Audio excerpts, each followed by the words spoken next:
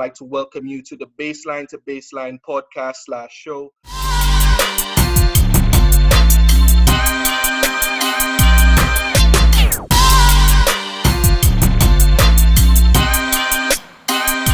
It's steps to success rather than failures. But it seems like right now it's just not working. You've never seen a center like him who could do the amount of things that he can. So I think the Celtics probably are the ones to beat if they all stay healthy. Hello, good afternoon. Welcome back to Baseline with Alister Albert. I am, of course, your host, Alister Albert, bringing the Caribbean to the world via the NBA, like I like to say, my slogan. We're back here with another episode. Of course, we're approaching the playoffs. The play-in is coming. We're right around the corner of the most exciting part of the NBA season, the time when everybody really starts to perk up and start really watching what's actually happening, what we think teams will actually do, how far we think teams will go, etc. And of course, this is what this episode is going to be about, just before we hit the playoffs and we start to really rank certain teams and their probabilities of being able to win the NBA championship this year and dethrone the Denver Nuggets. But also we're going to have a look at a little bit of a spotlight on one specific team and some of their players, which I think is getting a little bit overlooked in certain parts of conversations. I'm going to do a little bit of that. We're going to be looking a little bit closer at the OKC Thunder. And of course, we have our usual Bétiz of the week section and the footnote where I'm going to spotlight my favorite Jordan model of all time. And all of the whole signature line of the Jordan series, I'm going to be reviewing my favorite Air Jordan model. You could guess right now what that is, but you'll see in a few minutes. The shoe's going to be releasing later on this year, and we're going to do a little bit of a sneaker spotlight on that. So what we're going to do, we're going to jump into this first little section of this video today, and what I will do is do a little bit of an update of my power rankings that I've done. The last one done earlier this year in January, and as we're approaching the playoffs now, we're starting to get a little bit of an understanding, supposedly in some sort of way, of what certain teams might be or will be going into the postseason. And I'm going to kind of update where I think the teams have moved and shifted with injuries, pace of play, not pace of play, but how they've been playing, and just what we think the strength of certain teams are going into the last 6 to 7 games of the season. Today, of course, is the 5th of April, and we're going to be starting really soon on the 16th of April, I believe. The playing begins with the playoffs then starting straight after or soon after on the 20th of April. So first thing we're going to do, let's go. We're going to jump right into the power rankings table, which I'm going to show on screen really soon. We're going to have a little bit of a discussion about, just like I said, who's moved around, what's happened. We've had so many different injuries and people moving up and down because of that. So we're going to just jump straight in. The Denver Nuggets, you're going to see it on my screen. You're going to see the little example on screen right now. The Denver Nuggets, I believe, are still the top team. They are the team to beat, I still believe. They are... they've shown, as this season has gone on, that the championship aspirations have not been diminished in any sort of way since winning last year. You see some teams have a little bit of a drop off. Of course, they lost Bruce Brown, which many people thought might have affected them in some sort of way, little sort of way, but it hasn't really affected them as much because they've still maintained being in that upper echelon section of the Western Conference so far. And right now, they are just behind the Minnesota Timberwolves with one loss more on their record, 53-24 with the Minnesota Timberwolves, 53-23, just a half game behind from the first seed in the West. But the Denver Nuggets, for all intents and purposes, have been the number one seed as far as I'm concerned throughout the whole West, throughout the whole regular season. They've played really consistent basketball. Nikola Jokic, of course, has just been remarkable, continuing his dominance, triple-double threat as he is, and just leading the team in every area that there is, whilst Jamal Murray has been out quite a lot with a lot of injuries and just trying to get ready and pace himself for the playoffs that is to come. So the Denver Nuggets don't move for me. That's why we have this dash and NA there. And that's the last position. It's not applicable because they haven't shifted in any sort of way. The Celtics have moved up for me from the 4th place that I had them earlier on in the season to the 2nd position. many people believed, and so did I, and so do I, that they have a really good chance of winning the championship this year. They were my preseason pick, of course, to win the NBA title this year, taking down the Denver Nuggets. But I actually had them down in the fourth position originally, because I believe that Trader Brad, who I like to call Brad Stevens, after executing a remarkable trade for Drew Holiday during the last offseason and being able to get Kristaps Porzingis as well to fortify their center position after losing Robert Williams, that he would have probably done a little more to fortify their bench to help them in this postseason stretch. And they haven't done that as much. They got Xavier Tillman from the Memphis Grizzlies, but he's a marginal addition to what they've been doing in Boston right now. But the Celtics have been the cut above the rest, the team who has outpaced everyone in the NBA. They have the first team to 60 wins this season. They're right now 60-16 with their records in 76 games. They've won 60 of them, and they've been great. We have the richest contract owner in Jaylen Brown having a remarkable season, stepping up and being, that person who's right there with Jason Tatum. And I think they have matured. They've shown, this ability to mature and, age and go through the evolution and development that you'd expect young superstars or young stars to develop into, to kind of keep their team in contention. And that's kind of what's been motoring them above everyone else. And the additions, like we said, of Drew Holiday, Derek White has been really good. I thought he could have been an all-star this year. That didn't happen, but I think he's been really instrumental to what they've been doing. I believe, however, that the Celtics are on a road or on a path, for heartbreak. I really do believe that, because the Celtics have just shown the same pattern that they have over the last 3 or 4 years, where they're just right up there. They're one of those contenders. And then when we get to the playoffs, we have moments where, because they settle for threes as much as they do, and sometimes have moments where they go absolutely cold, and then compounding that with turnovers, kind of mess themselves up when they're in the postseason. Over the last couple of years, of course, if or I've seen some of my broadcasts or segments where I've spoken on Sports Max Zone, I've said this: the magic number for the Celtics is 15 turnovers, and anytime they hit 15 turnovers, it's likely that they're going to lose. And they've had quite a few games where turnovers has been an issue for them, and their three-point shooting. They're taking and making the most threes in the NBA right now, first in each category. But, that's the regular season. You're playing against the Detroits and the Charlottes, and, it's easy to kind of put up really outstanding stats on those sorts of teams. But when we get into the postseason, they do take a lot of threes as well, but are they making it at the same clip as they do in the regular season? That is to be seen, and we're going to see what happens with Kristaps Porzingis as well.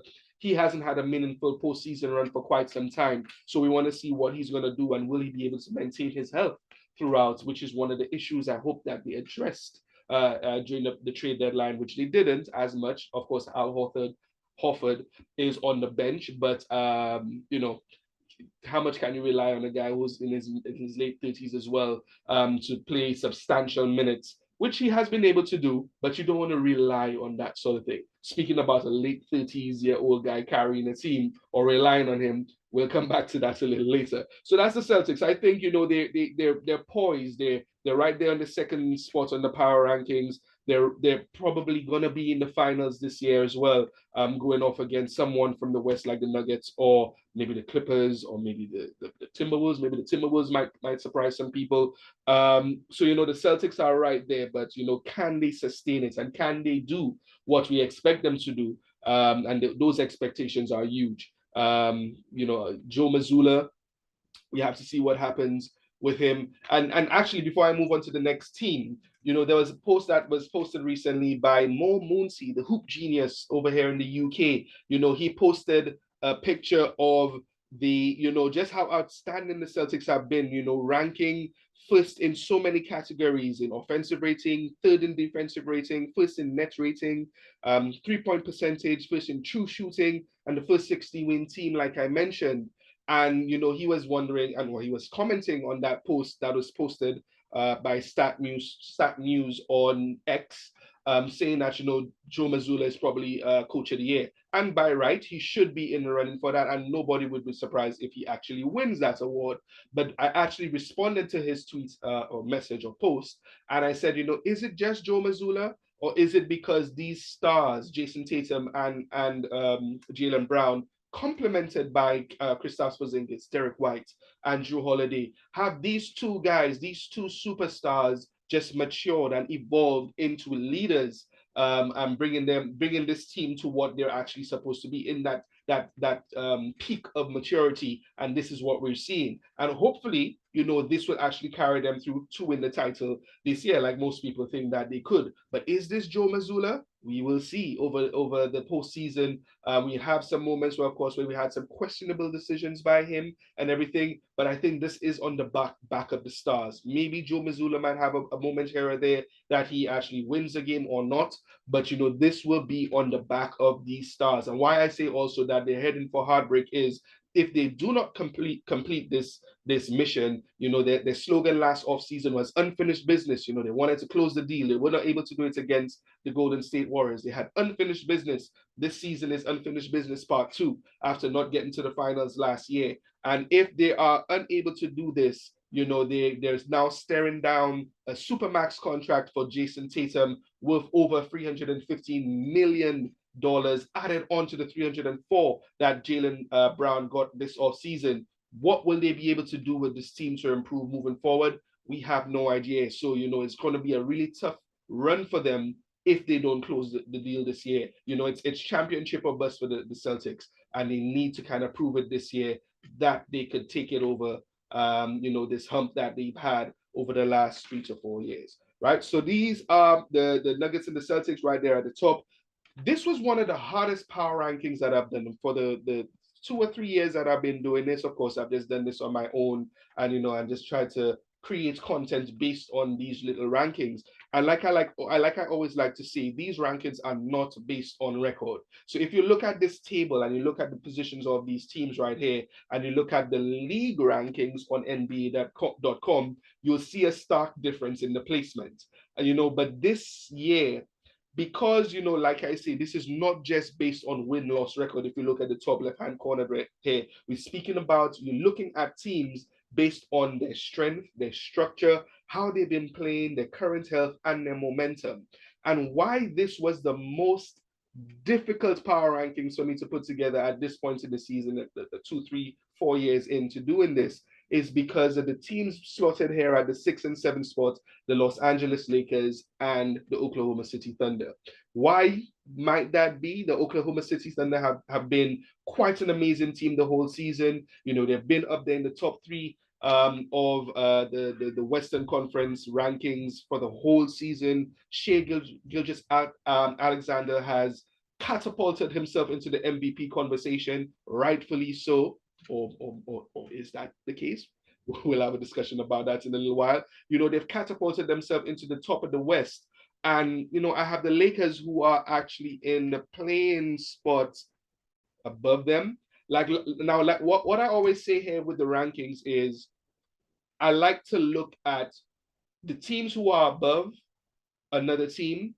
These are how I believe if a 7-game series were to go, I think the team above will beat the team at the bottom, looking at a 7-game series. So I believe the Nuggets potentially, the way things are going right now, despite how good the Celtics play, I actually believe changing my prediction from this off season or preseason, that the Nuggets, if they did play the Celtics, and if the Celtics do the things that they do, it's lots of caveats here, I understand, but if the Celtics continue to show what they've shown and the pattern that they've shown, they could be fodder for the Denver Nuggets and end up winning their second championship.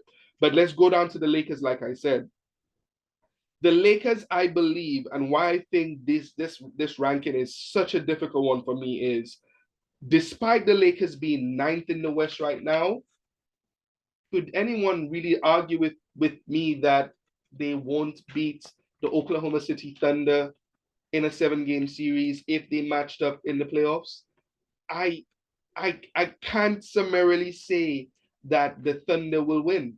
And, we're going to look at the Thunder in a lot closer detail in the next segment here coming up. But I think the Lakers are in a position, especially with the way they're playing. D'Angelo Russell has been playing, Rui Hachimura, Austin Reeves, and of course LeBron and AD. The way that they've been playing and the last couple of games that they've played, they've been so remarkable that they've been 14-7 since the All-Star break.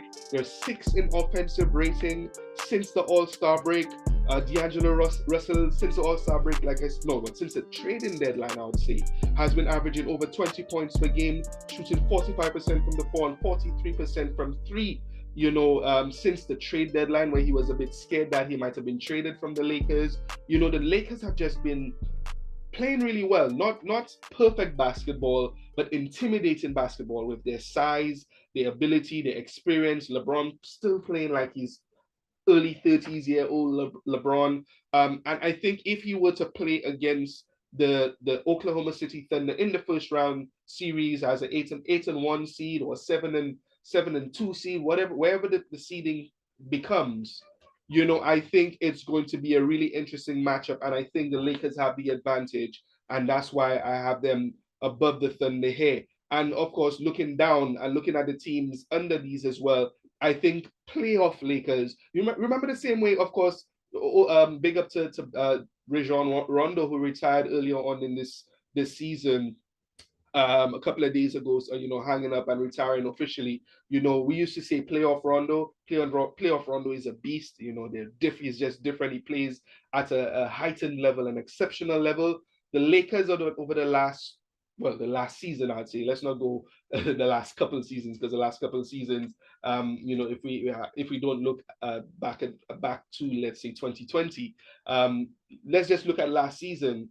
They have shown that they could flip the switch a little bit and kind of play at a heightened sense of urgency that makes them a dangerous team. Getting to the Western Conference Finals last year, of course, and causing quite a few problems for the teams that they matched up with. So I think the Los Angeles Lakers are in a position to make a little bit of an advancement, maybe to the second round of the playoffs this year.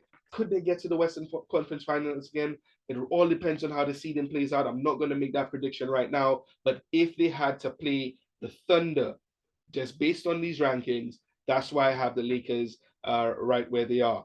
The Wolves, of course, we don't really need to talk too much about them. Anthony Edwards, of course, has just been on a league-wide rampage. He's put himself in the MVP conversation as well. Karl-Anthony Towns, of course, has been down for quite a number of weeks now with a knee injury. There is hope that after a reevaluation on April 9th, next week, that he will be able to they'll get some sort of understanding of whether or not he could come back before the playoffs start. There is an expectation that he plays, you kind of get some of the rust off and get back into some sort of regular season momentum before the postseason begins. But Anthony Edwards himself, he's just jumped up and become the superstar that we kind of thought he would be after his showing last season, and also at the FIBA World Tournament last summer as well. He is ready to push this team forward, and the Timberwolves are actually also poised for a really good push into this playoffs this season, with Karl-Anthony Towns back in the lineup, hopefully. And even Naz Reid, Naz Reid has played really creditably in his absence. And we're going to wait to see what happens. Let's remember, the Wolves are first in defensive rating this season. And, they've been showing it along with the offense on the other side of the floor. Rudy Gobert, of course, the man in the center, roaming and blocking shots like he does, and the offensive firepower of the rest of the team. Mike Conley, of course, running the point and doing everything for that team. So the Wolves, they're right there, and let's see how far they go in these playoffs. The Bucks have been on an absolute roller coaster this season. I have them 5th here. They haven't shifted as much, and maybe people might have pegged them down slightly in maybe some of their rankings, but I believe they stay right here. And that's also because that the Philadelphia 76ers, will come to in a little bit, have had their little injury woes and everything. The Bucks were able to move all the way up to the second spot in the East, and they've maintained that even with some defense that hasn't been the best since the start of the season, even with Adrian Griffin and Doc Rivers taking over after the All-Star break. The Bucks haven't just been the best defensively, but we know what they can do with Damian Lillard and Giannis Antetokounmpo and a healthy Chris Middleton, what they could do offensively.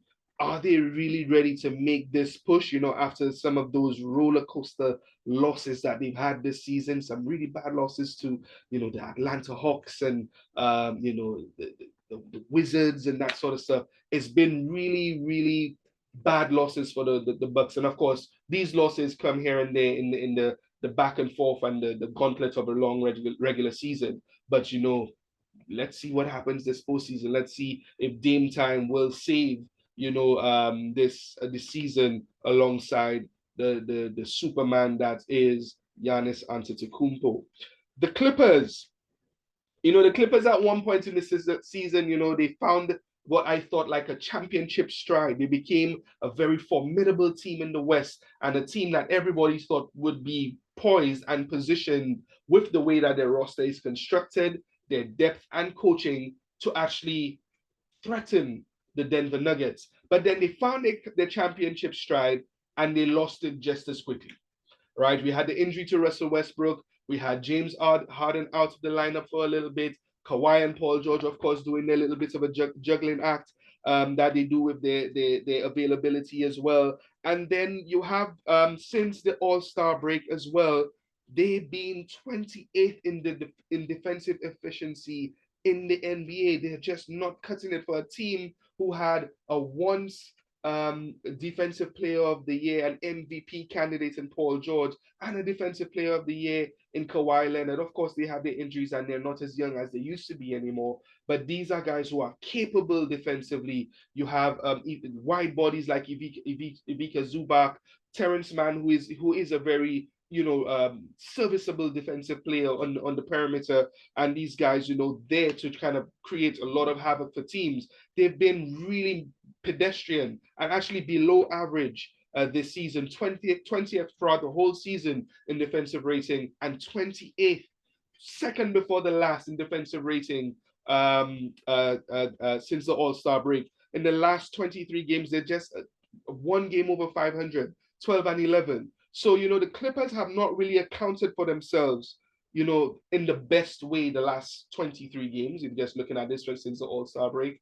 But, this is a team no one could mess with. We saw them win against the Denver Nuggets last night. It's a very small margin win. It was like, 107, 105. I can't remember what the score is. I put the correction at the bottom there. But playing without Kawhi Leonard, they were able to beat the defending champion Denver Nuggets in another game where Nikola Jokic went for a 30-point triple-double, and of course they didn't play with Jamal Murray, but it still shows the potential that this Los Angeles Clippers team has, and them wanting to put their best foot forward before they move to Inglewood next season in their new stadium.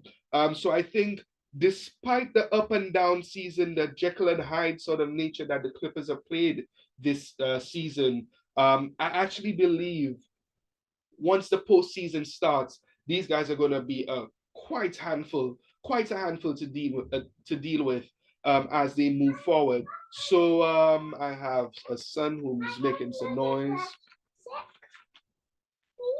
Excuse me. Right. Yeah. So I have a son who is wanting a breadstick.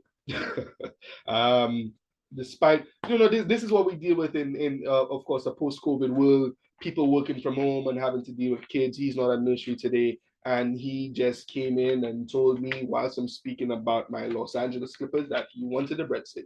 And my boy, go ahead and have your breadstick. Just let me get through this recording. So yeah, so these are the Clippers, and I really do believe that at fourth in this power rankings, they're very well placed for what they can do in the postseason. And I think, whilst they've kind of not shown it in consistent long spurts over the season with health being an issue, I think they could be a very big problem for everyone that they'll face in the postseason. Moving on really quickly, the Thunder, of course, they sit right here at the 7th spot. Like I said, this is not a knock. Well, I guess it is. If I don't have them in the first 5 spots, I guess it is a knock.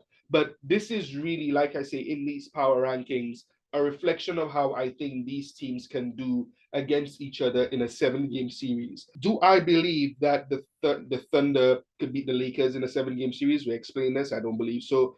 The Bucks, I don't think they're ready for that yet. The Timberwolves, I think that will be a really great matchup to watch. But I think the size of Rudy Gobert and maybe coming back with Karl Anthony Towns, Naz Reid, I think the size advantage and even the offensive explosivity of Anthony Edwards, Karl Anthony Towns, and these guys could kind of put up points. I think they could definitely hang with the Thunder. So, I just don't see them beating the Wolves, the Celtics, or the Nuggets. So I think, the Thunder are probably just well placed where they are. But, this is a remarkable season for the Oklahoma City Thunder, coming from where they were last year. They were just a 42-40 team, I believe, last season. And like I said, we'll kind of get more into the Thunder in a little bit. But, I believe Chet Holmgren is the X factor for this team. And, what he does as a rookie in the playoffs will be very interesting to see. He is the one to watch with the microscope. Of course, we know what Shea Gilgeous-Alexander could do. Let's just shorten it to SGA. It is a mouthful. That's why most people say SGA. But, SGA, of course, is the centerpiece of this team. But Chet Holmgren is the X factor for this team, and I'll explain the reasons for that. Why, and this is why they're number 7 on the spot right now. The Sixers, of course, they fell from contenders in this rankings, falling from all the way number 2 to number 10 in these rankings. They had the biggest drop in this table since January, and of course that all is just linked to Joel Embiid having the injury issues that he's had. And I think it's justifiable why that is the case. They're right now 8th in the East in the play-in tournament. Will be facing off with the Miami Heat in the play-in tournament if the season were to end today. There's not much movement for them, but they're just only 1 game behind the Indiana Pacers, who are in the 6th spot right now in the conference standings. So maybe they could move out of the play-in tournament potentially. But they're moving down to 10th. The fact that they're actually in a play-in tournament position shows how difficult it was losing Embiid this season. And of course, Tyrese Maxey did his best next man up impression, and he played remarkable throughout the whole season, becoming an all-star under Nick Nurse, and just showing out last night against the Miami Heat as he did with 37 points, I believe. Just a brilliant showing last night against the Miami Heat for Tyrese Maxey. And it just shows, how much 37, 9, and 11 that he put up. And it just shows just his capability. He had a buddy of mine from St. Lucia who was actually in that Miami arena, just kind of taking into the game. And he sent me a message afterwards, and he said, Tyrese Maxey, he didn't, you see him on TV, but seeing him up close, he's the real deal. So I'm going to take, Nigel Francis, shout out to you, my boy Kong. We call him Kong. That's a whole other story. We're not going to get into that. But Nigel, saw that game live and direct, watching these guys, battle for playoff positioning. And he said it was really something to behold what Tyrese Maxey was doing. And Joel Embiid just looks automatic. So if he remains automatic and continues to be very healthy, there will be a very tough lower seed in these playoffs. And of course, it looked like these Sixers were ready to get over the hump before Joel Embiid's injury. He was leading the league in scoring. He was looking like a repeat MVP. He made the floor open up for Luka Doncic and SGA and Nikola Jokic to be MVPs or be in the MVP conversation because he missed as many games as he did this season. So, Joel Embiid coming back and whether or not he's durable enough to go through the slog of a postseason will definitely have an impact on what this team could do. But, can he do it? Can he get past the second round, which he hasn't done in his whole career? We shall see. With the new coach who's ready to kind of push him, will his body be able to hold up? It's an unknown factor right now, but let's see what happens. And then the Knicks, the one team that I just wanted the last 2 teams I want to really call out really quickly are the Knicks I have the Knicks here at the 15th slot. I actually updated this table just last night after getting the news that Julius Randle is out for the rest of the season. Shoulder injury, he tried to come back. He said he delayed surgery because he was doing everything possible to come back for this postseason, considering how well the team has been playing, and him coming back would have been an absolute boost to this team and their ability to probably get to the Eastern Conference Finals, which Stephen A. Smith has been ranting and raving about and hoping would happen to these Knicks this season. Without Julius Randle, of course, Josh Hart, Dante DiVincenzo, Isaiah Hartenstein, all these guys have played big and played really well. Jalen Brunson, of course, has been an MVP candidate. He will be in the MVP discussion. He should be in the top 5 of MVP voting. And he's like Mighty Mouse, to borrow Damon Stoudemire's old moniker. He's Mighty Mouse for this team, and he's been, 27.9 points per game, a career high for him.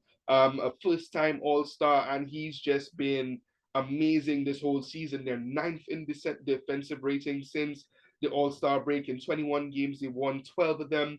Having a little bit of ups and downs with the injuries and everything, like we mentioned. Mitchell Robinson has just come back, but he's starting to try to get his momentum back and everything. So yeah, it's just been a really tough go at it for the Knicks since the Julius Randle injury. And I think it kind of cements how far they could go or how high they could get in the postseason this year. I think they probably don't get past the second round without Julius Randle. But credit to them, they've been playing like they don't actually believe Julius Randle is out of the lineup. They've been playing as much as they can, as formidably, and playing with a great sense of urgency on defense and offense, even more so on offense since Julian Randle has gone down. But can we be realistic and say that they could get to the Eastern Conference Finals without Julius Randle? I don't believe so. But Mighty Mouse, Jalen Brunson, he might be the one to try to prove us wrong. I've been on his bandwagon since last season. I thought he was robbed of an All-Star spot. I thought he was robbed of an All-NBA selection. I thought he was robbed of even being in the MVP conversation last season, which I said on Sportsmax. So let's see how far he can push them this year, because he's been outstanding this year. And the last team I want to talk about really quickly is the Golden State Warriors. And I have here on my notes, I'll read it straight from the notes. They've been a mess. They've been a mess. They've been exciting and head-scratching all at the same time. That's the Golden State Warriors for you this season. And it's been a bit of a worrisome time for them as they try to understand and navigate this season. Of course, you cannot speak about the impact or the potential of the Golden State Warriors without speaking about Steph Curry, but also Draymond Green. And we've seen, some of the issues with Draymond Green from the start of the season, being suspended for, an indefinite amount of time, but, for the incident that he had with Rudy Gobert, the incident that he had with Yusuf Nurkic. He had a recent incident there where he almost kicked a guy, again, ejected from a game recently as well. And he just seems like, of course, he wants to be this guy that drives the passion of this team. He is the heart and soul of this team, like, he's been labeled as over the last few years. But he seems like he's always teetering on the edge of appropriateness whilst on the court.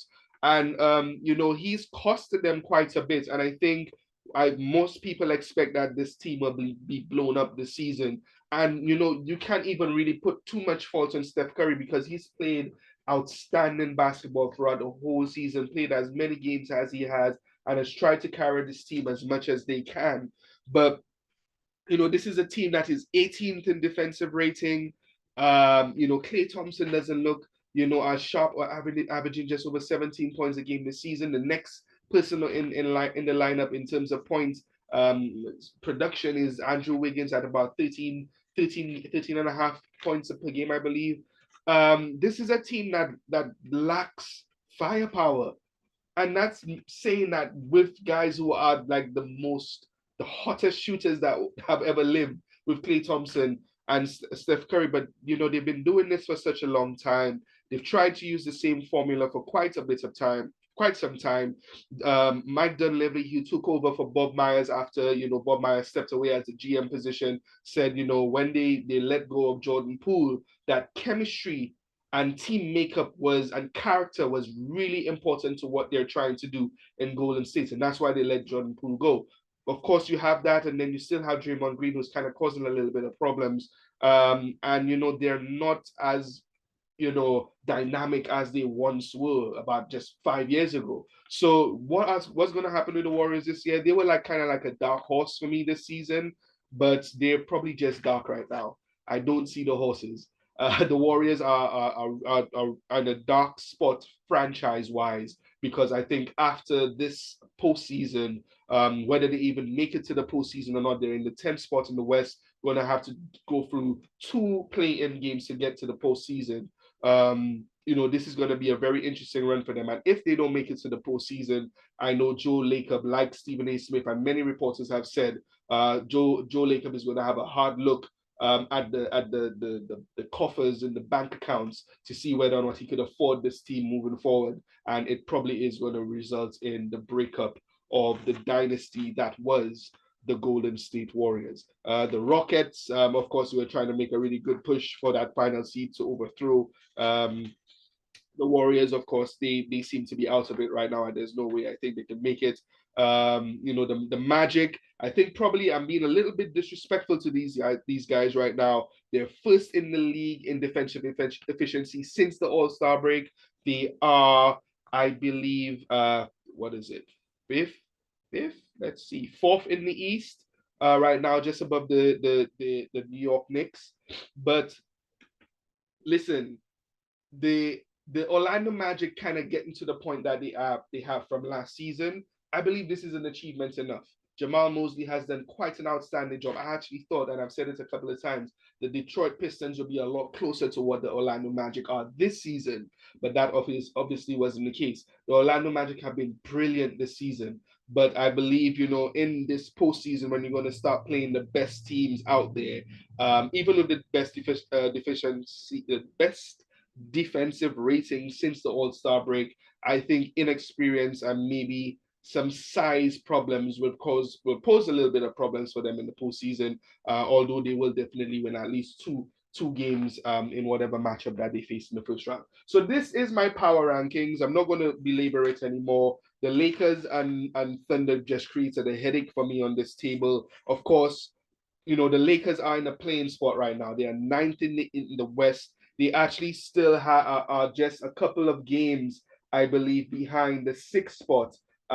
Just a game and a half behind the Suns for the 6th spot, and could potentially still make it out of the play-in tournament, depending on how the Suns play. The games left on their schedule, the Cavs, Wolves, Warriors themselves, Grizzlies, and Pelicans are going to be very compelling games for these Lakers. And if they could actually move up to the 6th spot, that would be really interesting to see. But these are where I think these teams rank right now.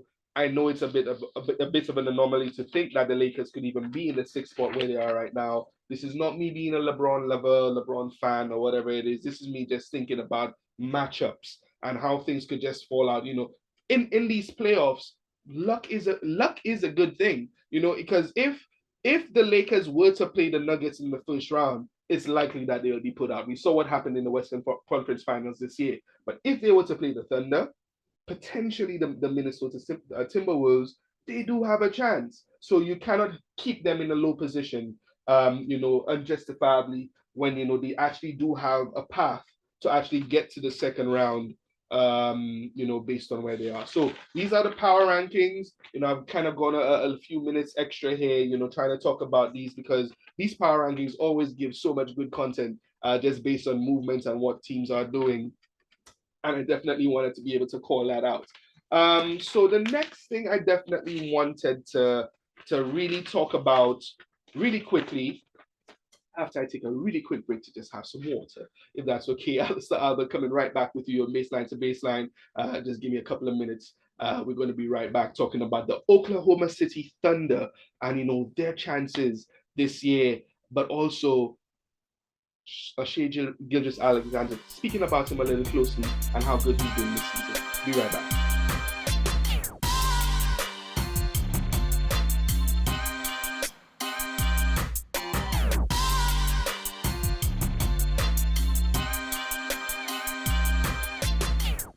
All right, everyone, welcome back to Baseline to Baseline with Alister. Welcome to section 2. I know the first thing you'll notice is this water stain on my shirt. I probably should be wearing a bib. My son just asked for a breadstick whilst I was doing this recording. I should have asked him to get a bib for me. I'm drinking water and messed up my shirt. But that happens. It's regular. It happens. I'm only human. I'm not in a studio. I'm doing my own thing. It is what it is. So just ignore the water stain as I continue to talk, but it is what it is. But right, so like I said, as we were kind of getting to the end of the last segment, we were speaking about the Oklahoma City Thunder. And one of the reasons why I really wanted to talk about them is there was a post by Stephen A. Smith recently where he was speaking about Shai Gilgeous-Alexander's chances of being MVP. He says he is that is Stephen A. Smith, SGA is his MVP for this season so far. He has a really good chance of doing that because he believes, at that time, the Oklahoma City Thunder were basically first in the West. And Shai Gilgeous-Alexander, of course, has just been remarkable, like I've said, this season. And he's been one that you can't deny. He will put up his points. He will, torment teams with his herky-jerky mid-range game, the ability to shoot from outside, all that sort of stuff. The Oklahoma City Thunder team have been amazing to watch. Now, I'm going to read the post that Stephen A. Smith said and that I responded to that kind of sparks the reason for this post. He said, and at that time, the Thunder were the number one seed in the West as we speak, and they have played, he's played 71 of 74 games. He's third in the NBA with 30.3 points per game behind Luka and Giannis. Only. He's had a league high of 50 games of 30 points or more this season, shooting a career high from the field, 53.9%, and just kind of throwing some stats out there. In the last 4 games against the Denver Nuggets, they're 3-1 and is averaging 26, 5, and 5. So you can see the post here from Stephen A. Smith that was reposted by the Dunk Central, NBA Central on Twitter. I responded to this post. Of course, Stephen A. Smith probably is not going to see it, but I'm going to call it out right here because I think it actually needs to be said.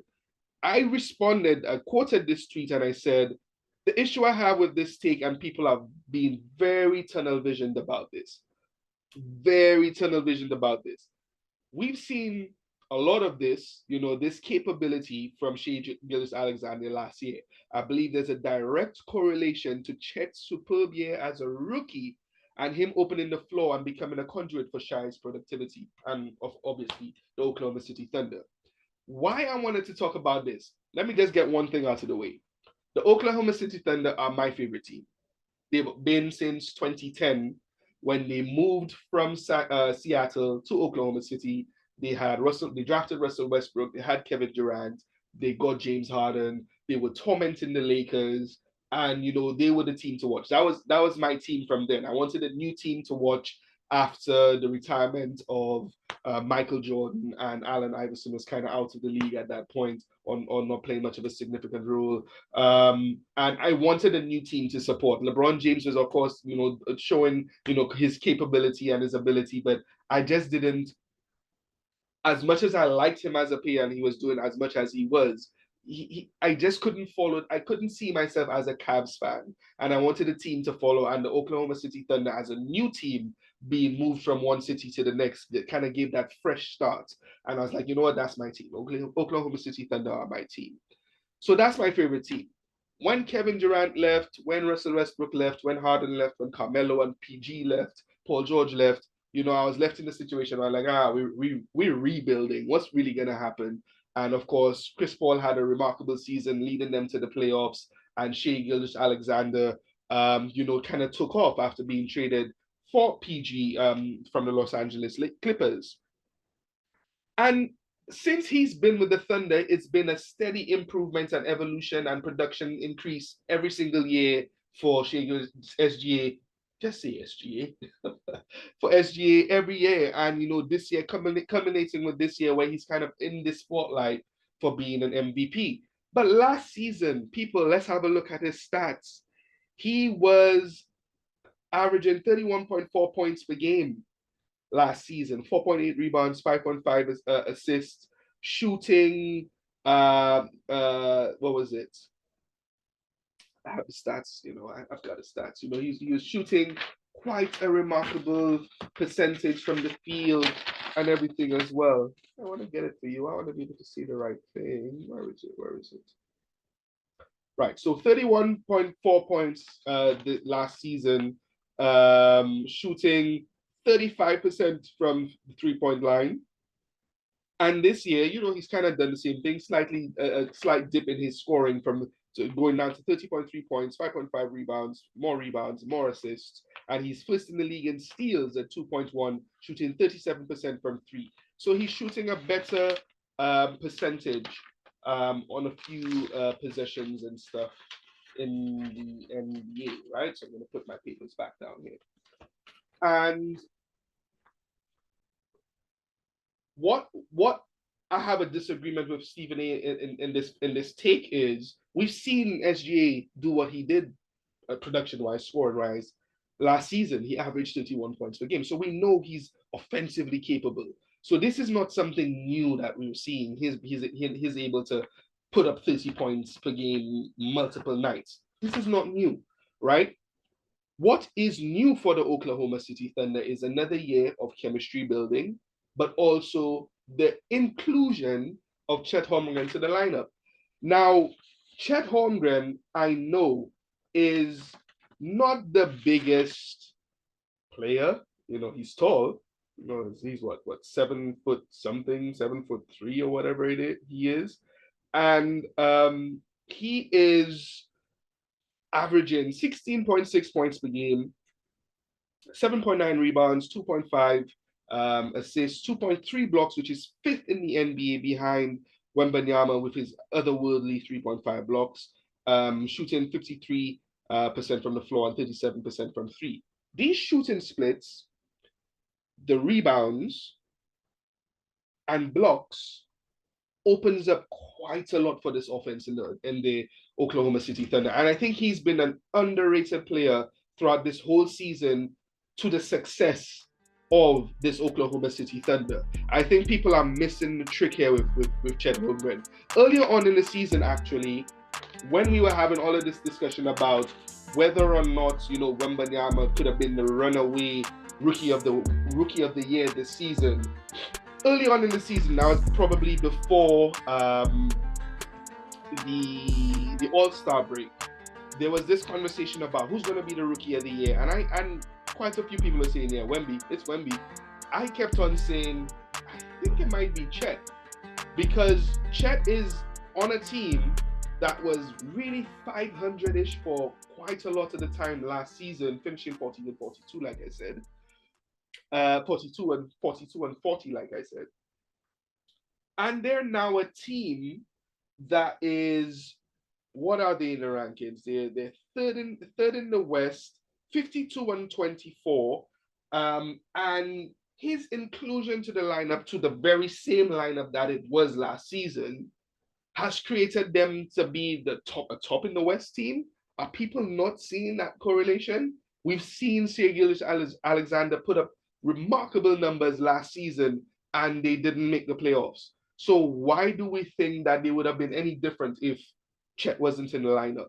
I think people are missing the trick with this one, and they're not really seeing how much of an X factor that Chet Holmgren is. Now, of course, Jalen Williams as well. This is someone that we also need to kind of call out, improving his scoring as well from 14.1 points per game last year, on shooting splits of 52% from the floor and 36% from three. He was second in the Rookie of the Year conversation last year after Paolo Banchero. People probably forget that as well. He was second in Rookie of the Year. After the second half of the season for him was outstanding. He was a little bit quiet at the start of the season, but towards the end of the season, he just picked up. Whilst the Oklahoma City were trying to push for a playing position. Jalen Williams became very instrumental in their push. And this season, he's just jumped up to almost 20 points per game, 19.5 on shooting splits of 54% and 43% from free, moving from 36 to 43. This is another dude who's improved his shooting and his efficiency and his scoring and his productivity in this lineup with the inclusion of Chet Holmgren, right? Mark Daigneault, the coach of the Oklahoma City Thunder, of course, has been in the league now for, what was it, 3-4 seasons now? He's had another year under his belt. He's kind of seen what works and seen what happens. He's seen how offensively capable Shea is and the spots that he likes to shoot from and everything. And he's kind of understood how to put things in his playbook to kind of get Shea in positions to score as well. So he has become a better coach also. So this is not all on SGA. He is an MVP candidate. I think we could put him there because he's been outstanding. And, you know, it's when you look at a team rising from out of the play-in to third in the West and first in the West for quite a lot of weeks in the league as well, you have to kind of look at who the best players in the team and kind of see they're accounting for it. But Chet Holmgren is responsible for why this team is where they are right now. And I think people need to start looking at this a little closer and actually really give this boy a little more respect than what he is. Now, I say the Lakers would beat them in the first round if they met in the playoffs. I still do believe that's the case. But I believe that, you know, Chet Holmgren has put them in that position. Now, this is not me saying that he should be Rookie of the Year, because why I ended up switching my conversation from Chet back to Wemby was Wembanyama's statistics have just been crazy, out of this world, alien. You know, he has a shoe coming out, you know, with Nike, a player exclusive that he wore during the Rising Stars Challenge in the All-Star Game, the GT Hustle 2, I believe it is, with an alien logo at the back. And, you know, he's been drawing this little alien emoticon on his shoes because he knows he's an alien. You know, he's otherworldly. The stuff that he's doing with the ball at 7'4", whatever he is, you know, the things that he's been doing, blocking 9 shots in a game, almost had a quadruple double last couple of games ago. He's been amazing, and I think Wemby definitely needs to be the Rookie of the Year. He's in the conversation for Defensive Player of the Year as well. Next season, I really do hope that Greg Popovich gets a veteran presence for this guy. You know, this was probably would have been in my Bétiz of the Week call outs, because that's actually one of the ones that I wanted to put in. You know, if Pop doesn't get this guy, you know, some veteran help next season, I think he would have been doing him a disservice. So yeah, Chet Holmgren, you know, let's look at a couple more stats before I move on to the next section. You know, they have moved from, just to show you how different this season is to last year, and that's only just with the inclusion of Chet Holmgren. The Thunder have moved from 14th in defensive rating to 7th. That's off the back of Chet's rebounding and blocks. You could definitely account it for that. And Jalen Williams, of course, and Shai Gilgeous-Alexander leading the league in steals definitely helps that. But Chet Holmgren's rebounding and defensive presence has definitely accounted for that, slashing their depth place from 14 to 7th, half of the spots in the league. They have moved from 13th in offensive rating to 3rd, 10 spots up, almost average to top of the pack, you know, and that's him being able to open the floor, create easy baskets for this team. He's third on the team in 3-point attempts, you know, and shooting, you know, shooting them at 37%. You know, he's creating quite a lot of space for this team and creating gravity at his height, bringing, you know, defenders out onto the perimeter. They moved from 24th in the season last year in field goal percentage to 2nd. So Shai Gilgeous-Alexander last season was shooting a lot more difficult shots and having to get to the line quite a bit to kind of get his 31 points. But they're shooting a lot more efficiently now, moving from 24th to 2nd. That is definitely the impact of having someone like Chet Holmgren in the lineup. They moved from 18th moved from 18th in 3-point percentage to second, right? 18th to second, from below average to second in the league in 3-point percentage. That's open shots. That's being able to knock them down, having the space to set yourself up to shoot a 3-point shot. That's the impact of the gravity of Chet Holmgren. And he's shooting a lot more threes as well. So, he is someone you have to respect on the perimeter. And SGA, let's look at this individually. He moved from 34th in the league in field goal percentage at 51%, 34th, not a really high jump, but he moved from 34th to 22nd in the league in field goal percentage. That shows, again, a 12-point move up from where he was in field goal percentage for Shai Gilgeous-Alexander. It just means he has more space to operate. Why is that the case? Yes, Jaylen Brown has become a better player, but it is the inclusion of having Chet Holmgren in this lineup. And that is the reason why I believe he is in the position to be called the MVP, or one of the persons who could be MVP, but that is the direct impact of having Chet Holmgren in the lineup. Chet Holmgren is the reason why SGA is in this position that he is, and the Thunder are where they are. And yes, it's a shame he will lose out on this Rookie of the Year campaign or trophy because of just the amazing skill of Wembanyama. But he has every reason to hang his head high after missing the whole of last season. This guy stepped on a court for a pro-am game, stepped on the court, and on the first play stepped on LeBron James's foot, broke his foot. We missed the whole season. Didn't get a chance to play, came back into this year, played every single game for the Thunder, all 76, and they are where they are. Is this SGA's? Is this because of SGA, who we saw average 31 points a game last year? It's Chet Holmgren, and I think people need to start really recognizing that a little more. So that's my second little topic here, and it's just the passion. I think with the playoffs are coming, and it's going to be really great to see what happens with all these teams moving forward in the playoffs coming. And this is the last thing I want to say before we move into the Bétiz of the weekend footnotes. We have a postseason that's coming up, and that's going to be the widest open competition or tournament that we've seen for quite some time. Yes, the Denver Nuggets are potentially repeat champions. The Boston Celtics have been a cut above the rest above most teams in the league.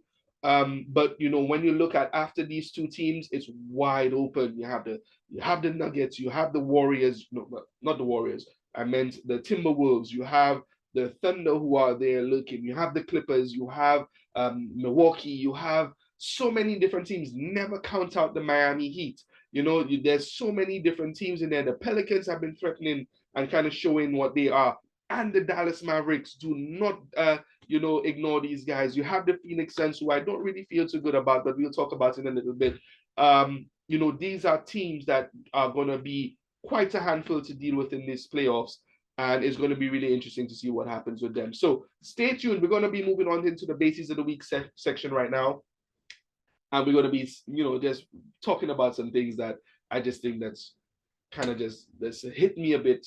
That they just need to be discussed. They're just pure Bétiz, and we're going to talk about it right now. All right, so stay tuned. Bétiz of the Week coming right up.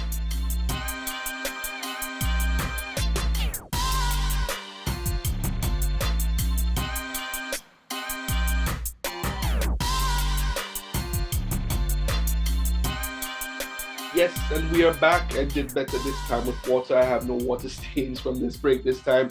And we're going to just jump straight into the Bétiz of the Week. We're going to talk about the three areas of contention for me, areas that I think, three topics that I think that we need to talk about and kind of just talk as absolute nonsense. Remember, the word Bétiz is a Creole word from the island of St. Lucia, where I'm from, that means nonsense or ridiculous or something that's just pure foolishness, right? So Bétiz of the Week is me calling out what I think has just been absolute nonsense in certain topics surrounding basketball, NBA basketball. The first one I want to get into, Bétiz number one, is Anthony Davis.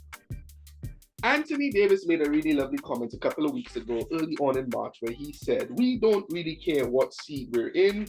We don't really care. It doesn't matter where we fall. we saw what happened last season. We made all the way to the Western Conference Finals. We were in the playing position. We don't care what seeding we're in. We don't care. At that time, it was March 5th. They were 34-29 in the East, in the West. 9th in the West, same position that they were, but just 5 games over 500. Right now, they are still 9th, but they are now 11 games over 500, which is remarkable. 11, teams in the playing position in the West, 10 games plus over 500 and are, fighting for their playoff lives, basically. And Anthony Davis made this comment, and I thought that was absolute nonsense because at that time, LeBron James was kind of in and out of the lineup. He had some little injuries and nagging issues going on. As we know, he's 39 years old, 21 seasons played in the NBA, and he was needing rest. So we have Anthony Davis coming out there, and this is some of the things that annoys me for a lot of these sports athletes, trying to, push this bravado and machismo about them. We don't care what position is, like, just throw anyone in our way, we'll demolish them. Let's be realistic, dudes. This is a guy that, of course, we understand is the leader of this team, LeBron James, and he needs just as much rest to kind of remain fresh for this postseason as Anthony Davis does, who has been very injury prone throughout his career. But credit to him, he's played quite a few games this season, missing very little. Right? So I thought that was just an asinine statement to make because, you obviously want to get out of the playing position where you have to do 2 single elimination games, especially from the spot that they are, to kind of get into the playoffs to then play one of the top seeds. If they had handled their business from before the trade deadline, from before the All-Star break, it's in the same fashion that they did with the in-season tournament and winning it in impressive fashion, they would be in a better playoff seeding position right now, given LeBron James rest and being, ready to take on whoever it is that they're supposed to face in the playoffs. I believe that was just an asinine statement to make by Anthony Davis. Yes, it's true that it's proving that what he's saying right now is kind of falling into place, and it's a replication of what happened last season. But I just thought that it was a really stupid thing to say. And yes, that was a few weeks ago, March 5th, and they kind of doing a little better. Like I said, I've called out what they've been since the All-Star break. They've been 6th in offensive efficiency, 14-7 since the All-Star break. D'Angelo Russell, Rui Hachimura, and Austin Reeves have played really well since that time. But I just thought it was a dumb thing to say, and one of those things where we see athletes just trying to ooze confidence, which they should. Don't get me wrong. I think athletes should be confident, but they should be able to be open and transparent and realistic with their fans that, hey, we're not in the best position here. And considering our leader is on the verge of retirement, we should get him enough rest by playing better. That is what he should have said. And that's why I believe that comment, though very confident, soaked, was Bétiz. So Anthony Davis, whatever, man. But let's see if you get into the playoffs this year and how far you go this season. If you could back that up and get back to the Western Conference Finals, I'll take this back. But for now, that is Bétiz to me, right? So Bétiz number 2, the Suns. The Suns went out and got this trade where they got Kevin Durant last season, and then they brought in Bradley Beal, and everyone was like, whoa, that's going to be a squad, offensive firepower and everything. And, everyone has a right to believe that because all 3 of those players are 20-point per game scorers in their individual careers, have shown to be absolute dynamic scorers, but none of them, apart from Kevin Durant, are champions. And we've seen Bradley Beal have quite a lot of injuries in his career, and it just didn't move me. It was like, oh, okay, cool. That's going to be a tough offensive team and a really actually interesting team to watch. But with Frank Vogel as your coach, I'm sorry. If people don't know by now, I've never been high on Frank Vogel as a coach. I think he's just a product of having quite a lot of talent around him, as it was with the Indiana Pacers, and as we saw in 2020 with the Los Angeles Lakers bubble ring. I think that he is a product of the successes of the talent that he has around him. And even with the talent that he has around him this season, they have just not been like blowing out everyone and being otherworldly. Of course, this season, They just escaped the play-in tournament positioning right now, sitting at 6 in the West at 45 and 31. But they're tied with the New Orleans Pelicans with the same record, and they could drop right back into the play-in tournament. A team with Kevin Durant, Devin Booker, and Bradley Beal are in the play-in tournament. It's just ridiculous to think. But another reason why I wanted to call this as Bétiz for me was not just their entire season and why they're kind of struggling to be in a top seed. I think Matt Ishbia, the new owner that came in for the Suns, really was swinging for the fences. He cracked a home run and got a really good trade. Credit to him. He came in and he wanted to make this switch away from what Robert Sarver was. Everyone said he was really cheap and really wasn't pushing as much. But he got rid of Chris Paul. He brought in Kevin Durant. He got in Bradley Beal, and let's go, Frank Vogel. Do what you need to do. And this team, I just don't think it was constructed really well. And, lamenting comments that Rajon Rondo made whilst he was retiring this week, he said the point guard is gone. The point guard position in the NBA is gone. You have a lot of dynamic scorers, but the guys who set the team up and who are the extension of the coaches and could control the structure of the gameplay on the floor, they don't have that. And yes, we're moving into this positionless league where we don't need, specific positions anymore right now in the evolution of the game. But let's have a look back.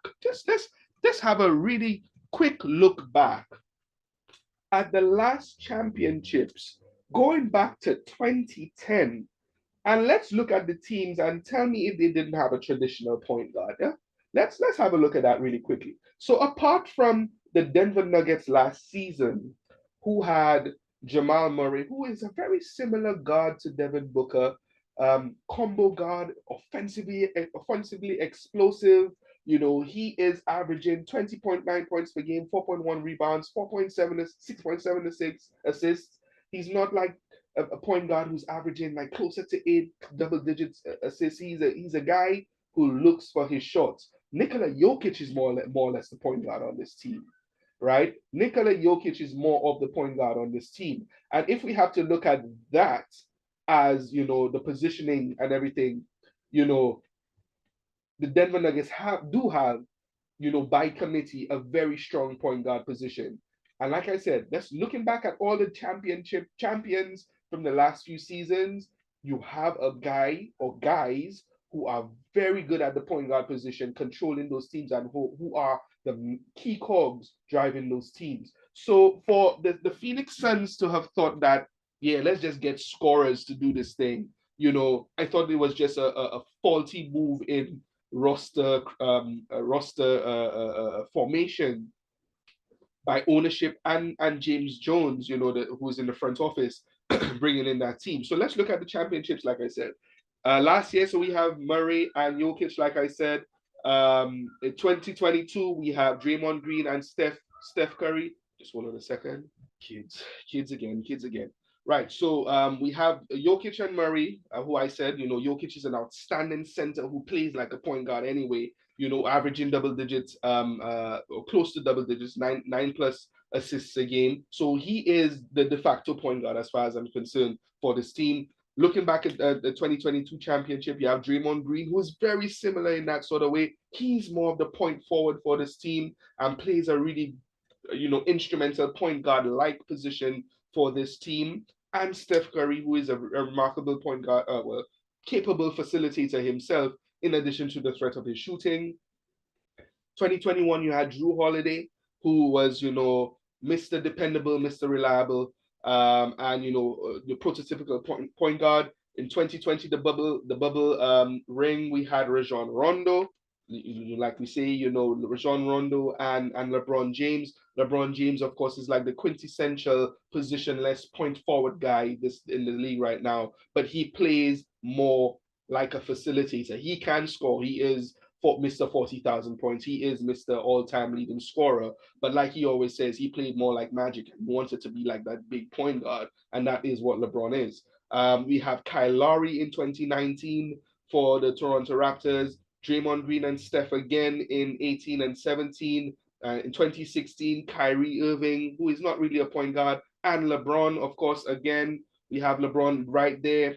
And then we have Draymond Green, again, and Steph Curry in 2015, Tony Parker in 2014, LeBron in 2013 with the Miami Heat, LeBron again with the Miami Heat in 2012, Jason Kidd in 2011, and Derek Fisher in 2010 for the Los Angeles Lakers. Now, I think it's really important to note how important it is that point guards, really push these championship teams. And for the Phoenix Suns to be a little bit arrogant, thinking that they could get away without not having one, dumb, absolutely dumb, absolute Bétiz.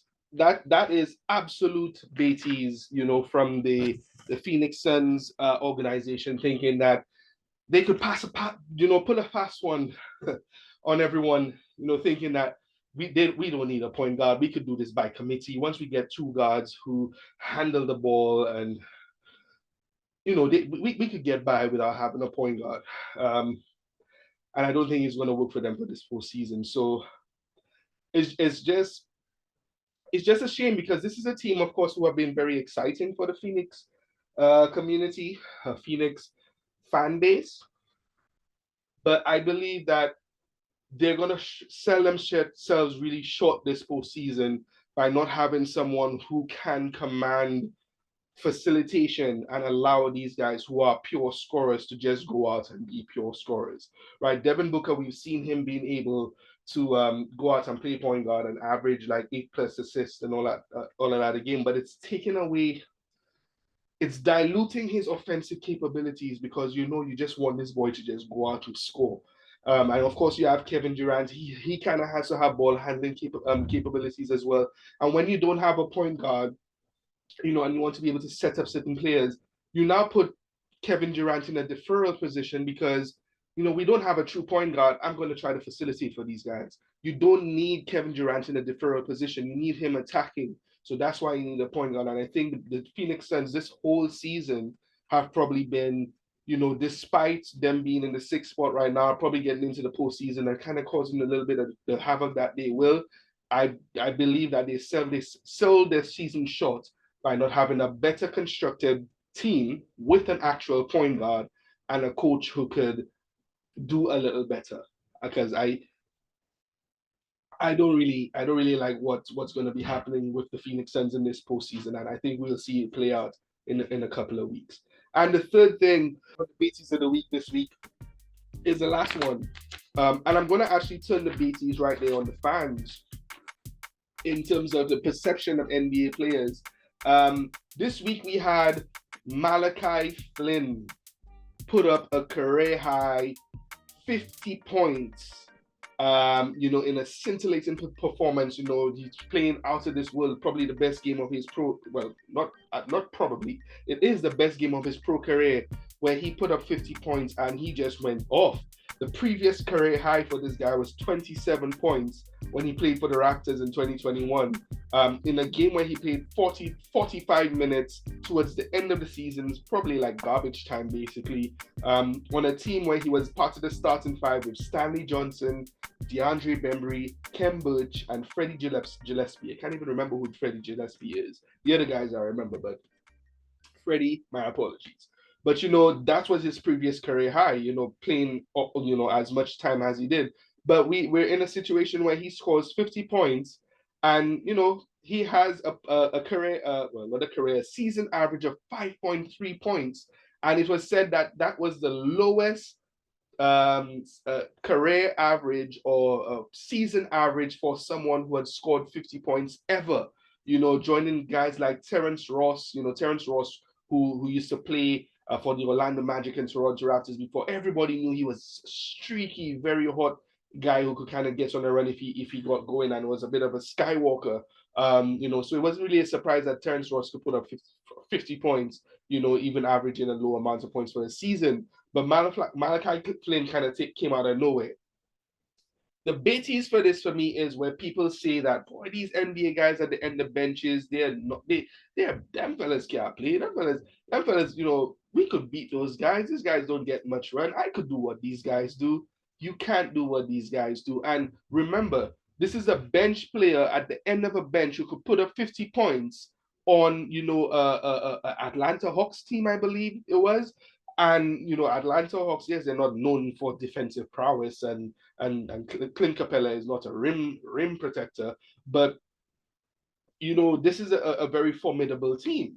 And, to be able to put up 50 points on an NBA team, whether it be the Detroit Pistons or the Charlotte Hornets, is a really tough feat. So people who are going to sit down as fans and say, oh, if that man scored, if this boy could score 50 points, I'm going to say it in my Caribbean slang, if that man could score 50 points, I could do that too. You check it? No, you can't do that, bro. You can't do that. So big up to Malachai Flynn. This is me bigging him up, actually, whilst bashing fans who would say that, and if he could do that, I could do that. Because you have to have respect for these pro athletes. These guys, train so much in their lives to get to those positions. And to be able to score 50 points in a game, he joins a really rare list of players, who have been able to score 50 points, with the coming off the bench as he did, and doing it in the fashion that he did. Yes, the team did lose, but, he scored 50 points, and that's something that no one could take away from him.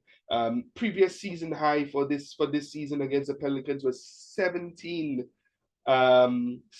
points, right? So it's crazy what he was able to do, being able to put up those 50 points. So big up to Malachai Flynn. So those are my 3 Bétiz of the week. We're speaking about Anthony Davis, talking about, we don't worry about seeding. We're the Lakers. We could move on.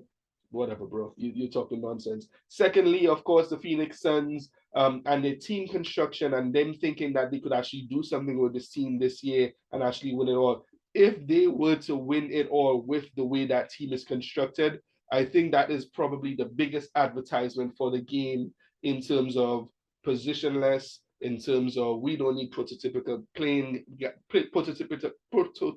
positions in the game of basketball anymore.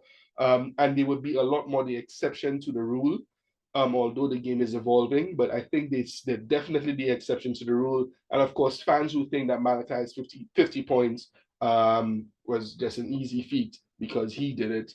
Yeah, you guys are so wrong. And to wrap up this session of or episode of Baseline to Baseline, they haven't done a recording for a few days, so pardon for being a little rusty. I wanted to do like a footnote, and like I said, and I teased at the start of the episode, I'm going to kind of show you my favorite model of an Air Jordan all time. Out of the 38 models that have been out and that have come out since 1985. This model is the best model to me. I just like the look. I think it hits retro and modern in such a really cool way. And when it came out, it was just an outstanding shoe, and the significance of it was something else. So without further ado, I'm definitely going to speak about the Jordan 14 Black Toe. Now, this is set to release again later on this year. It's coming back for the first time in quite some time, retailing at over $200 plus dollars. I'm talking pounds because, of course, I'm here in the UK. But the Black Toe 14s are set to release again closer to the holiday season for Jordan Brand. And anyone who remembers this shoe coming out in 1998 knows that it was not this specific one, this one, the last short 14s, the Jordan 14s was the last signature shoe that Michael Jordan wore as a member of the Chicago Bulls, right? He wore this version, what we call the last short. Michael Jordan now, as he gets Brian Russell with a quick crossover. Look at Brian Russell slips, and Michael pulls up and buries the shot to give him a 1-point lead. That may have been, who knows what will unfold in the next several months, but that may have been the last shot Michael Jordan will ever take in the NBA. Watch Jordan's left hand here as he gives Russell the push. The referee can't see that. Jordan frees himself up for a clean look. The greatest thing about Jordan is he has all the tricks. That's why it's so difficult to guard him. If that's the last image of Michael Jordan, how magnificent is it? Stopped It's it. the last shot that he made to sink the Utah Jazz and win his 6th championship on the 14th of June, the 6th month, to win his 6th championship in 1998. He wore this shoe a lot earlier than it was meant to be released. It was actually just a sample that he had on at the time. And he won his 6th championship in the shoe and set this shoe as being one of the most iconic shoes in the entire Jordan line. And this is why this shoe, to me, is like the best shoe out of the whole model. Now, of course, everyone has different models that they love. Some guys who are slightly older than me say like the Jordan 3, you know, it was just major. The Jordan 4s, it was, you know, featured in Do the Right Thing, and how, you know, instrumental that was to the culture and what that did to the game. Having a shoe that was just so amazing come out in a movie like that. Spike Lee, you know, pushing that shoe to the top of the culture as it did. Many people like the Jordan 6s, and of course, a lot of people love the Jordan 11s. The Jordan 11s is actually my second favorite shoe out of the whole signature line, but the Jordan 14 for sure is my favorite shoe out of the entire Jordan line. But this one specifically, the black toe, I wanted to feature this one because this will be releasing later on in the year, 2024. And you know, this is from a lineage of shoes that is, you know, just iconic. Of course, we are moving into an era where we have a lot more new players and people are trying to say that we need to get away from the old guys and we need to do, you know, the new school controls everything, and yeah, that might be the case, but Jordans still resonate as much as they do. And this is the reverse Ferrari edition that came out in June 2019, which was a take on the Ferrari versions that came out in 2014, the original red suede Ferrari, and then they did this yellow version as a reversed version. So it just kind of reversing the yellow on the shield and making that the whole thing rather than the red suede that was on there. And of course, we speak about reverse Ferrari. It was modeled after Michael Jordan's one of his cars, a Ferrari, a drop top convertible. You have like what the front of the car, you know, the windscreen and everything at the front there. You just have, you know, your grill there. You have like the tire inspiration. You have the little vent on the side here that was supposed to kind of be like that creates a breathability for the shoe, of course, where it was kind of inspired by certain vents in the car as well. And, you know, just taking cues from his car, you know, the red park lights at the back, you know, these at the bottom here, tire tread, grooves, etc. And it was just an awesome shoe when it came out. And because of this moment in June 1998, where he hit that last shot, and this shoe which didn't even release. He played in the shoe in June 1998, and it didn't release to the public until March 1999.